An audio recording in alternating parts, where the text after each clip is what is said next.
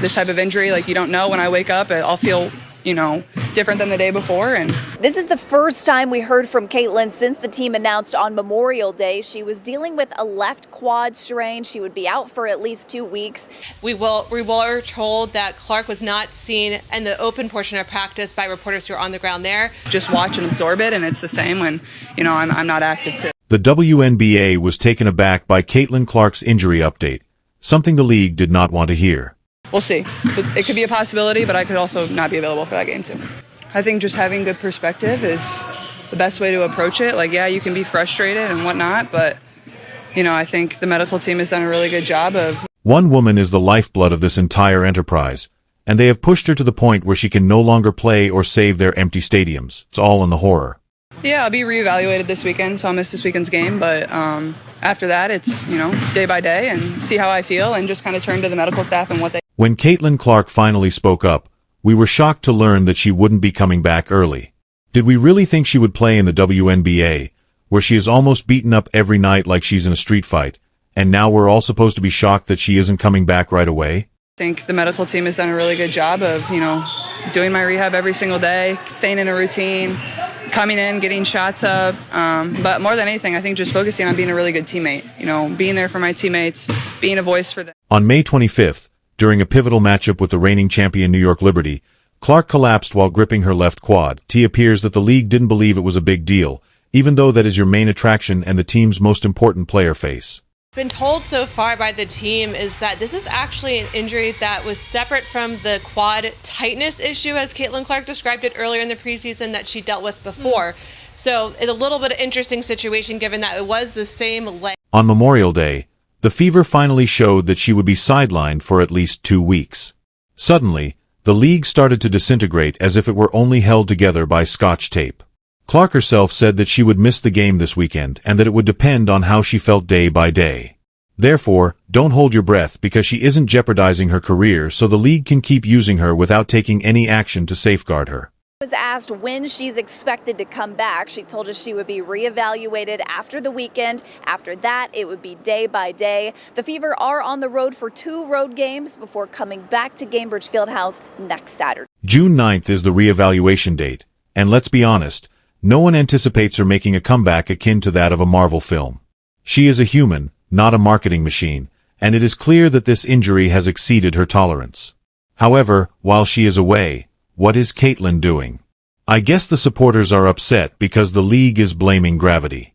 The Chicago Sky game on June 7th was expected to be a huge success, and it was, but ticket prices plummeted.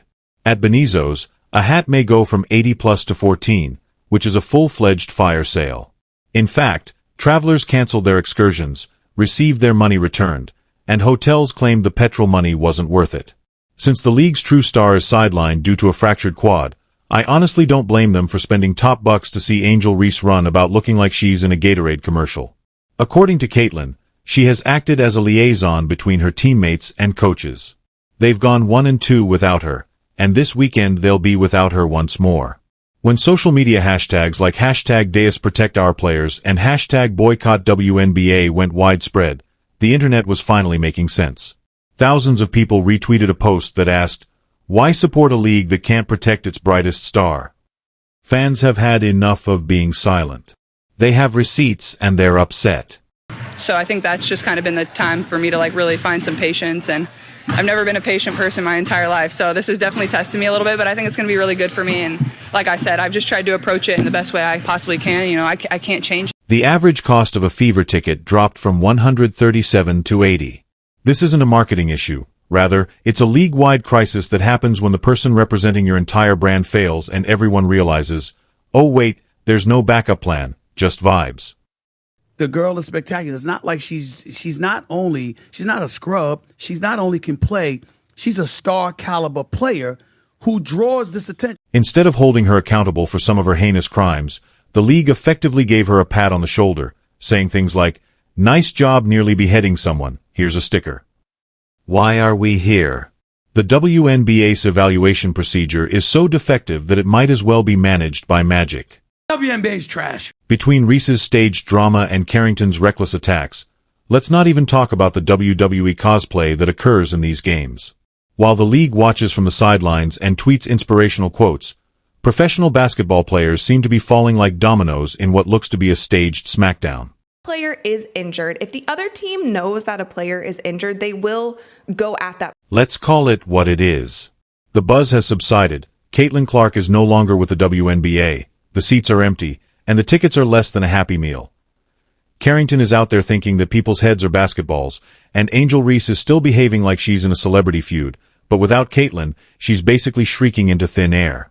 I'm being a really good teammate, being there for my teammates, being a voice for them, because that's what I am when I'm playing. So you got to still be that consistent voice when I'm sitting on the bench. So I try to do that as much as I can for them, and just try to be there for them, I think, has been my focus. Let's not sugarcoat everything. It is the league's responsibility, not Clark's, to correct this irresponsibility. But in the current situation, the WNBA is simply defending its own denial. When Caitlin Clark left the floor, the fans lost interest, and it appeared like the WNBA's entire revenue model fell apart. Even the popcorn vendors seemed uninterested, and the stadia started to echo like abandoned warehouses. Everything that you guys told us during the offseason about playing quick, playing with pace, pushing the ball up the court, everyone run, they weren't doing that, especially in the last. While she was abroad, the Indiana Fever fell 1-2, and that one win wasn't the result of some amazing coaching insight. Instead, it was because of Ari McDonald, a player on a hardship contract who arrived up without practicing and carried the team as though she had been there all season. The Fever, one thing to keep in mind is that this is a sort of situation where the next 2 weeks, luckily for them, the schedule is a little bit playing the Chicago Sky, the Connecticut Sun, who haven't won yet. So they are trying to hold down the fort for now, while Caitlin Clark will be out. And trust me when I say that social media took off following Clark's injury. Enraged fans wanted to set the house on fire. They demanded actual protective protocols, more stringent officiating, and a complete reform of celebrity promotion. You would think that the league would move more urgently after losing your most valuable asset due to negligent contact, but no. The official stance of the WNBA seemed to be, let's hope no one asks questions. Commenting that she was sick, you could hear it in her voice that she was sick. It seems like at this point, this is the reason why we haven't seen Caitlin at 100%. We haven't seen her as quick as we saw her last season. Even Chicago Sky fans, who were probably ecstatic about Reese's much-anticipated rematch, publicly announced they were returning their tickets. It's hardly worth it if Clark isn't playing, one fan even said. When you obtain a ticket to see your own team and decide it's not worth going because the other team star isn't playing, it's known as the Clark effect, and it's a problem for the WNBA as well. A lot of stuff when you're in the heat of battle, and after the game I had some pain and then got an MRI, and that kind of gave me the result that I didn't want to see, but those type of things don't lie, so yeah. Let's be honest, the claim that this league is trash without Clark wasn't made overnight. The league's public relations team had completely vanished, and many were furious over missed calls and dirty plays. The WNBA seems to have muted itself. It was necessary to have the second accountability. That is going to be longer than 2 weeks. With them saying a minimum of 2 weeks, I feel like that's kind of just giving us breadcrumbs, just giving us enough information. And I actually don't think that they're going to give more for the sake of Kate. Pundits were criticizing fans for reposting videos of body slams used as a defense. The WNBA has too many games that rely on too few players, which exacerbates the chaos. Where is the fervor for Sabrina Ionescu and the backing for A. Wilson? Even Angel Reese's performance-related antics may have been suitably raised if the league had known how to create narratives around several characters at once.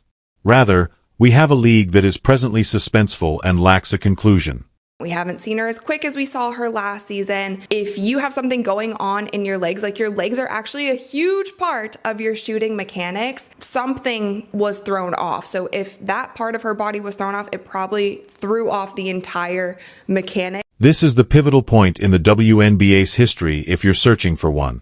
Everything fell apart after Caitlin left, including money, engagement, and excitement, and now fans are calling for explanations. Rather than expressing kind sentiments, people are demanding reform and questioning why the NBA has biometric technology, specialized trainers, and load management while the WNBA employs YouTube videos and crossed fingers. Clark's been taking a beating for the last year and a half, and it quickly got physical early in this season, man. There was a lot of games. The prerequisites are clear. Invest in player safety, stop letting players get decked, and start promoting with several individuals. Every other night when the shooters are in midair without a flagrant call, someone has to teach these teams how to stop them from being cloth-lined. Nobody wants to make a fast return, and in all honesty, Caitlin shouldn't even consider returning until the league proves it can keep her safe. She is no longer merely the participant. She is the entire ecology, the brand, the face, the attraction, and the source of revenue, but she is the one who lies immobile on the court as the league just shrugs. Even though Clark is sitting on the bench, people are finally paying attention because her silence is louder than any buzzer in the building. The WNBA has to grow up immediately or watch its golden goose disappear forever.